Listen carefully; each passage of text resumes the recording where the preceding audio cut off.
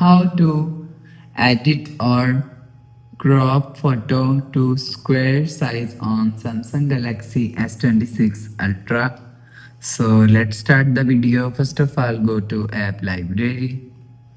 Now here, so click on gallery app. Now here, so click on folder. So after click on folder, so click on picture. So after click on picture, so click on this edit icon. So after click on this edit icon, click on crop. So after click on crop, so click on this icon. So if you want to edit or crop photos square size, so you will select size from here. So 1 by 1,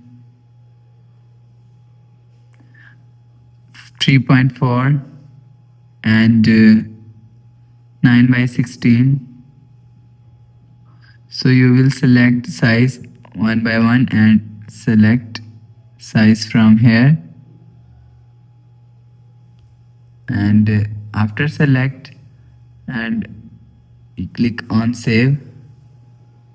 So after click on save, you will see your picture is here. So after the process, go back to home screen, refresh phone. So that's how you can edit and crop photos to square size on Samsung Galaxy S26 Ultra.